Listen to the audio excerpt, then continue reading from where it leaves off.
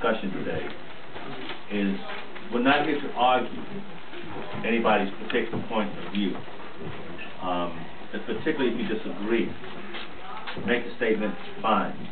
We want to educate folks in the black communities who are aware of what's happening around us and don't know quite how to address it and how to deal with it without the fear of offending some of our Hispanic Latino friends.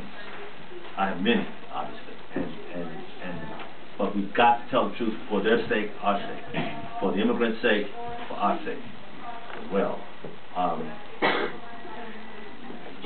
Sheriff Baca, David Hernandez, being an elected official and a community leader who is Hispanic, Latino, are standing up and putting forth a posture that what is going on is not okay. I believe if Antonio Villaraigosa and some of the other Hispanic, Latino elected officials and non-elected officials would take a stance as the sheriff and David are doing, it will begin to send a message to them young cats out there that what you're doing is not cool. But as long as they're laying back and act like whatever and pushing it on, particularly with the La Raza mentality, that sends a signal to these young cats it's okay to take off on blacks, which of course is eventually going to cause retaliatory response at some point, which is what we do not want. Furthermore, I believe that when we talk about it's not the immigrants, our own leadership, folks. Yes, sir. Have abandoned us. Well, what we are experiencing with illegal immigration, population growth, demographic change is the unfinished business of the civil rights struggle. When the Shaws went to the black leadership in the city council, Leimert Park, Jan Perry, Herb Weston, on behalf of their son, no response whatsoever. In fact, Herb Weston said to them, it's okay to deal with the gang thing, the kid getting killed, that's all bad, but keep the immigration issue out of it, because you're opening up a hornet's nest.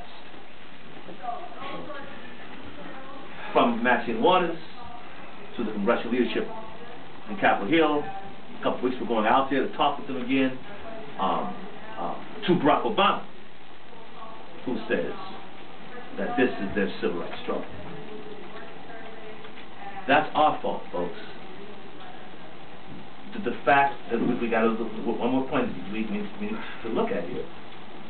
Years ago, when this was a black neighborhood, the question remained, well, what happened to the blacks? Did the Mexicans run them out? They ran. Did the police run them out? No. Did the KKK run them out? Well, what did the blacks need? They ran. The question comes back to, why are there bars on our doors and on our windows? Was that to keep Mexicans out? No. Was it to keep the KKK out? The police? Who was that keeping out? Us! When black folks began to move to Lancaster, El Cerrito, you know, neighborhoods out there, Riverside, Marietta, Fontana, who were they moving from? Us! See, and then so when people come into the country illegally, the feds ain't doing their job, but they gotta come somewhere. So what are they gonna do? They're gonna fill what? The void. And you can't blame folks. Now, I think that we need to address that about ourselves, for one, and get back on that track. And two, I think that we need to reach out our hand and help the sheriff, and David will help us do this, and maybe Earl will help us do this. It's one thing to say no to somebody, but another thing to provide an option, Nancy. And I believe that there needs to be a civil rights struggle in Mexico, Central America. Because if it continues here, we die. The black folks, we do. And I think that... Okay, let me finish what I'm saying, okay? No, I'm done. I just want to be clear. Because I'm concerned that black folks tend to not want to discuss this thing for fear. Well, I'm going to make you done. Okay. Thank you, Tim. Oh, here we go. I'm going to take this woman here, this lady right here, and Mrs. Simmons, and please be mindful of the rules that we all agreed upon. Yes, okay, I have a question for the sheriff, and I have a question for Mr. Hayes. My name is Alex Walker, and I'm a member of the Green Party, and as a matter of fact, I am a candidate for Ridley County to speak for the state senate as a Green Party candidate. I have a very specific question for the sheriff. I'll let you tell us, what are the tools that you need from the state, the county, and the city to help you deal with this problem? That's a very specific question. And two, Brother Hayes, I know you specifically condemned the La Raza mentality.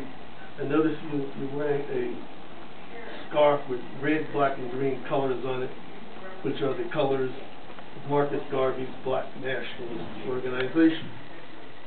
And therefore, there's no difference between black nationalism and Ashland nationalism. What? Excuse me? There's a question. Where we sitting now was once a part of Mexico. They consider this occupied territory. Yes, it sounds crazy, but I'm just making a point. You said that we're going to be fair, okay?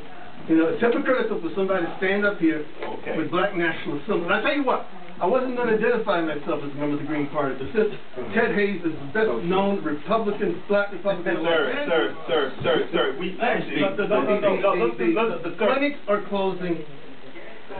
The school doesn't have translators. Sir. The sheriff's department doesn't have the resources. Sir. Why don't you ask your Republican friends sir, do we have to agree to a state budget, because that's why California is going broke. That's why those facilities are closing, and not because our brown brothers are overwhelming us. Okay, very good.